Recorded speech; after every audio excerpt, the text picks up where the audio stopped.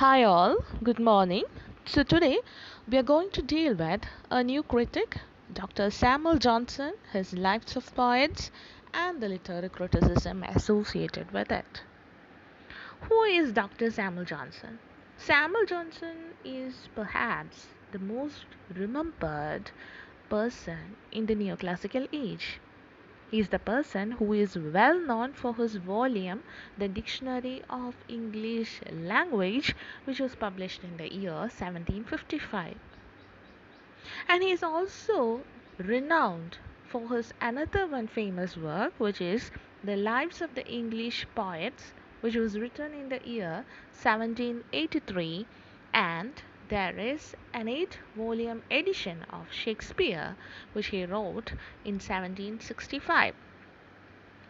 Then you have his famous poem, which is The Vanity of Human Wishes, and it says about the emptiness of worldly pursuits. Then he has a drama to his name, which is known as Rasselas, which he wrote in the year 1759. This was the drama which he wrote in order to do the funeral rites of his mother. He didn't have any money, so he wrote this drama in order to pay for the funeral rites of his mother. Then he wrote in several periodicals, as it is said that the neoclassical age saw the flourishing of the various periodicals during that age.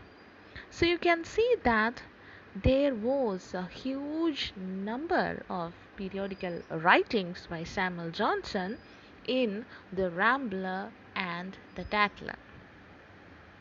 Later, it was his friend Mr. James Boswell who wrote a biography of him, and it is known as The Life of Samuel Johnson, which was written in 1791.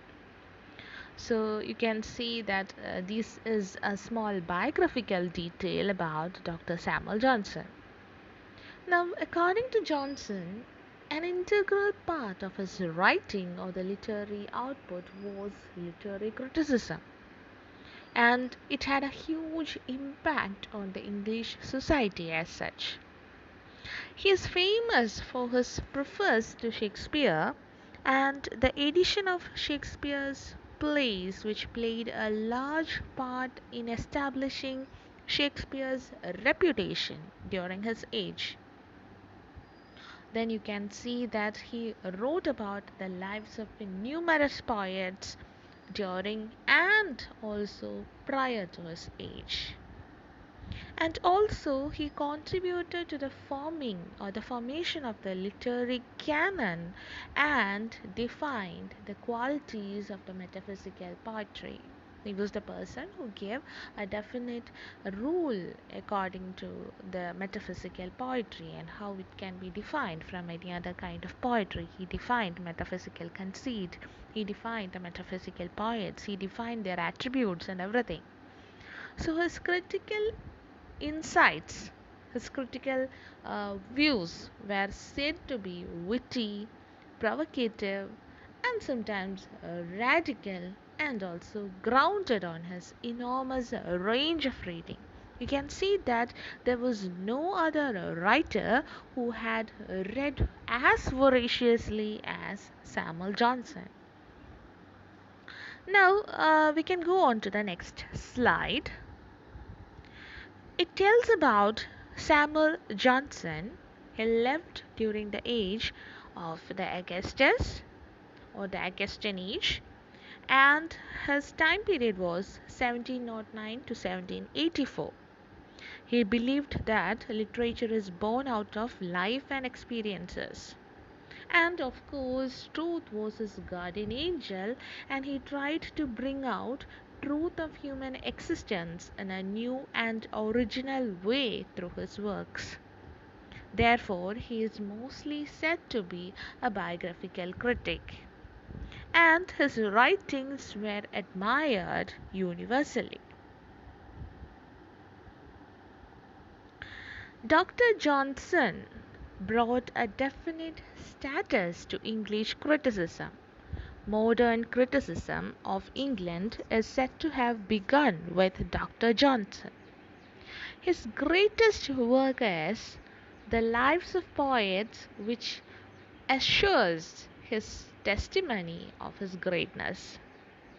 It is believed that the aim of criticism was to establish laws with which the excellence of a work was determined. He was a historical critic par excellence. You can see that this particular work, The Lives of Poets, was a series of book which was written in 4 volumes. And also in these particular books, the arrangement of the poets is not according to their date of birth but according to their date of death. Okay, and in these 4 volumes, you can see that he gives importance to so many poets who were known as well as unknown. There was a series of poets whom he abhorred, he disliked, and he also, according to the criticism, he just took away some poets whom he liked and he just discarded some he doesn't like. Now, there was 3 phases of criticism in his life. The first phase was the periodical essays in the Rambler and the Tatler, which was a series of inventions on his critical theory. The second one was the dictionary, which was written in 1755 and it was in a scholarly pursuit. You can see that the dictionary, which was written by a 8-year venture, was a huge success in England. Then you have The Lives of Poets, which was written from 1779 to 81, which showed his success and his strength as a judge of poets and writers of reputation. He judges. Okay. Now we can go on to The Lives of Poets, which was written for 3 years. It was a huge venture. Now, it can be said to be a very huge magnum opus which was devoted to criticism at his best age. James Boswell, his biographer, calls it the richest, the most beautiful, and perfect production of Johnson's pen. He was asked by a committee of booksellers in London to review the works of poets from Chaucer to the present day, and that was why he took up this venture. Originally meant to be a biographical preface, but then it was reissued in different volumes. Okay. He dropped the medieval and Renaissance poets and chose 52 lives from Cowley to Gray. So these volumes included 52 poets. And these 52 poets, among these 52 poets, you can see that the poets during the medieval and the Renaissance period was totally discarded. And the 52 poets started from Cowley and ended with Robert Gray. Okay, or Robert Gray. No, sorry, I'm Thomas Gray. Okay, next one. Except Milton and Cowley, except John Milton and Cowley, all were post Restoration poets. After Restoration only, he took these poets. Then you have George Herbert and Robert Herrick, who was not included. George Herbert and Robert Herrick was poets of nature, and these poets were not included in this volume. The lives of poets are arranged in a particular sequence. It was arranged in an order of the dates of their death, as I told you earlier, and it follows a pattern of 3 divisions. The first one is biography, second one is character, and the third one is criticism. So he deals the each and every poets into 3 different phases here. And that is first one biography, second one character, and the third one is criticism. Now when we go on to the lives, you can see that the 24 lives out of the 52 were followed by these 3-part division. Later on, this three-part division was not there. Okay. In his lives, he wrote the cultural and intellectual history of England through the different poets. When he was writing the biography of different poets, he also wrote about the social background, literary background, as well as the contemporary times of these poets. Okay, and therefore you can see that he wrote the cultural and intellectual history of England through the different poets. One of the most truthful and reliable critic of his time. He was the one of the most truthful and reliable critic. He wasn't the person who was very subjective. He was having an objective approach. He attacked Milton's Lycidas. Lycidas is a famous pastoral elegy by John Milton. So he attacked Milton's Lycidas as the emotions expressed in it seemed insincere to him. He thought that the emotions that was expressed in that was totally insincere. He calls into question the moral purpose of Shakespeare in his preface to Shakespeare. In his work, which was known as the Preface to Shakespeare, he questions the morality of Shakespeare. Now, as a critic, you can see that he aimed at the purity of diction and the use of language. He says that each and every poet, as well as a writer, should have a purity in his poetic language and should have a definite use of language. For him, the essence of poetry is invention by producing something unexpected, surprises and delights. He thought that the essence of poetry is by producing something extraordinary, something very surprising for others. His works were firmly grounded on morality and moral commitment and universal nature. He gave more importance to morality. If we go on to the lives of poets, as I told you earlier, it was a 3-year hard work. So, alternatively, it was known as the lives of the most eminent English poets.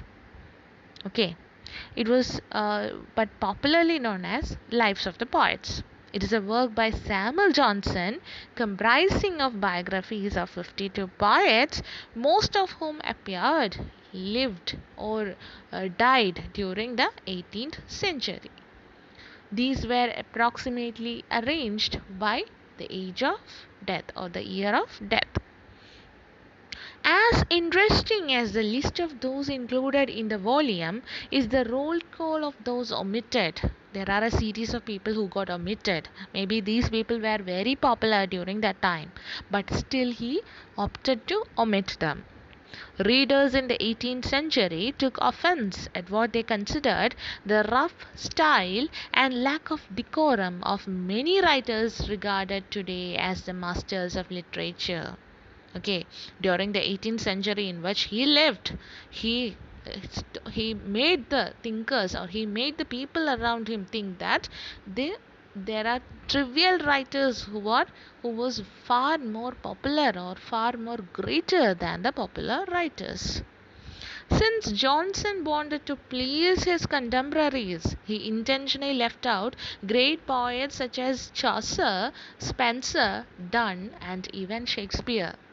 So, in order to please the contemporaries, in order to please the people who were living during that time, who opted to discard certain popular poets, he also opted to discard them in order to please them. And the popular poets who were discarded in his lives are Spenser, Chaucer, Donne, and Shakespeare. Johnson's personal dislike of some of the poets whose lives he wrote, such as John Milton and Thomas Gray, has been used as a basis for arguing that he was prejudiced against their poetry, but too much has become or made of this. He opted to deliberately criticize John Milton and also Thomas Gray, and this make others think that he doesn't like them. His opinions of a poet and his work diverge at times, as, for example, in the case of Collins. Johnson liked the man but disapproved of his poetic manner. He liked the man, but he disapproved of his poetic manner.